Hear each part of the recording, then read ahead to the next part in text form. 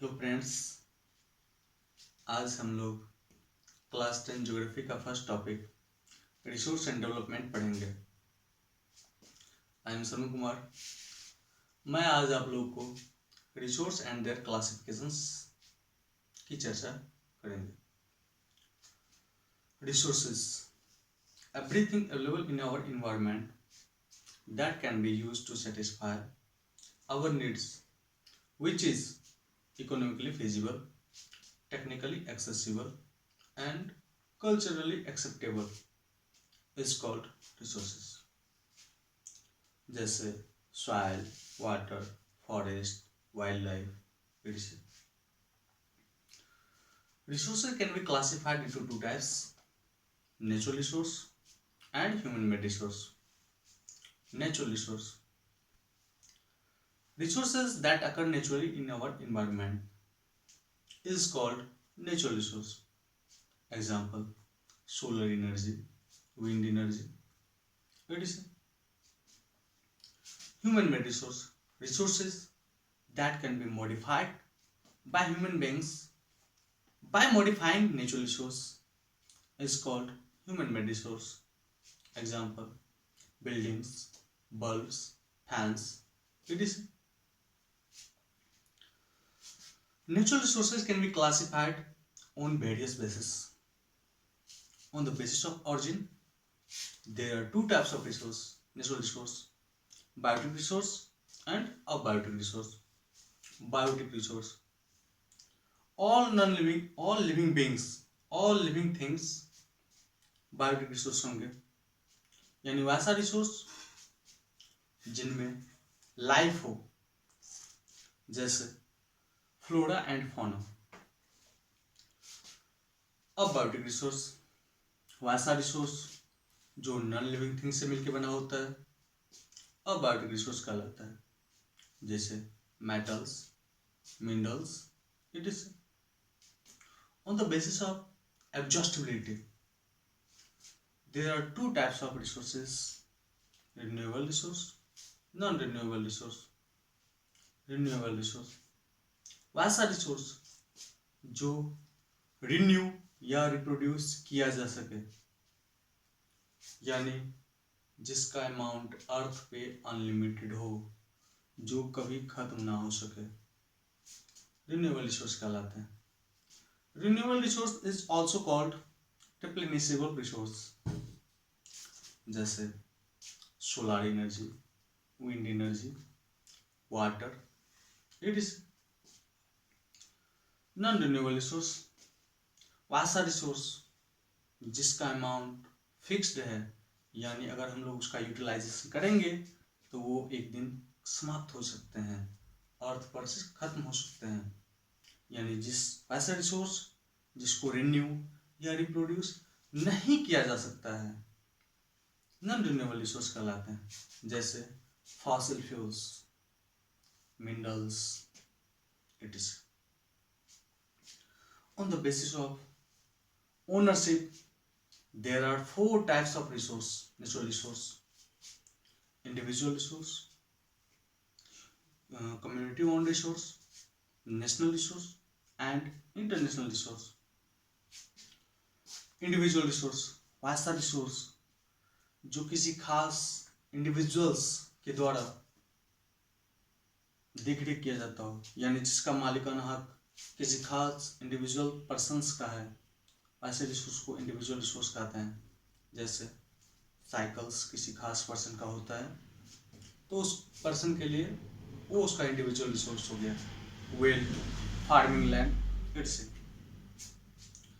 Community own resource, वैसा resource जो किसी खास कम्युनिटी के मेंबर के द्वारा एक्सेस किया जा सके, यानी जिसका मालिकाना हक किसी खास इंडिविजुअल्स के हाथ में ना होके पूरी सोसाइटी के हाथ में होता है, वैसे रिसोर्स को कम्युनिटी ओन रिसोर्स करते हैं. जैसे parks, schools etc. National resource, वैसा रिसोर्स जो किसी खास इंटायर नेशन के अंदर होता हो, वैसे रिसोर्स को नेशनल रिसोर्स कहेंगे. जैसे roads, bridge, railways, coal mines, canals, etc.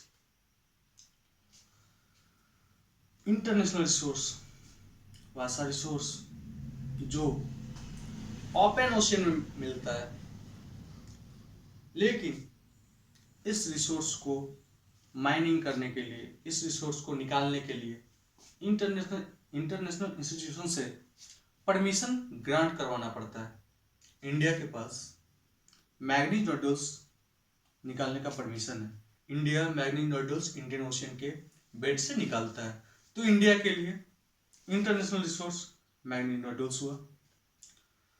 International resource exclusive economic zone के बाहर होता है। ओपन ओशियन में एक्सक्लूसिव इकोनॉमिक जोन के बाहर मिलेगा।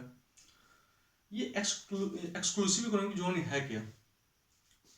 एक्सक्लूसिव इकोनॉमिक जोन वैसा एरिया जो किसी खास नेशंस यानी कंट्री के 200 नॉटिकल माइल्स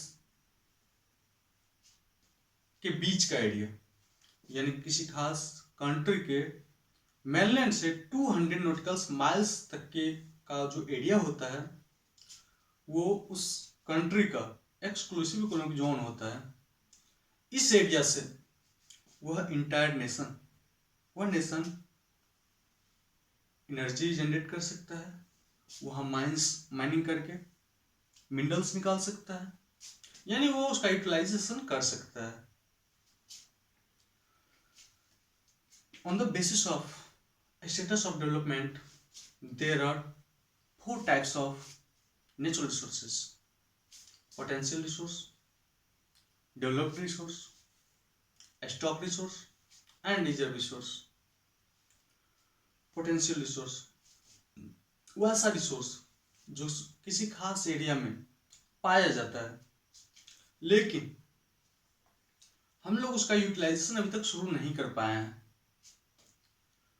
वहां पोटेंसी है, संभावना है कि हम जब चाहें वहां से माइनिंग कर सकते हैं। जैसे लद्दाख में यूरेनियम पाया जाता है, लेकिन हम लोगों ने वहां अभी तक यूटिलाइजेशन उसका शुरू नहीं किया है, उसका डेवलपमेंट नहीं किया है, उसका यूज हम लोग अभी नहीं कर रहे हैं। फॉर फ्यूचर पर्पस हम लोग यूज कर सकते हैं, तो वो हमारे लिए पोटेंशियल रिसोर्स है। जैसे राजस्थान एंड गुजरात में solar energy and wind energy, इसका पोटेंशियल बहुत ज़्यादा है, बट हम लोग अभी एक्सेस उसको नहीं कर पाए हैं, तो ये हमारे लिए पोटेंशियल रिसोर्स है। डेवलप रिसोर्स वैसा रिसोर्स जिसका यूटिलाइजेशन हम लोग अभी कर रहे हैं, जिसका क्वालिटी एंड क्वांटिटी के बारे में हमको मालूम है, तो ऐसे रिसोर्स को हम लोग डेवलप्ड रिसोर्स कहेंगे। जैसे हम लोग कॉपर खेतरी से निकालते हैं, कुद्रेमुख से आयरन ओर निकालते हैं।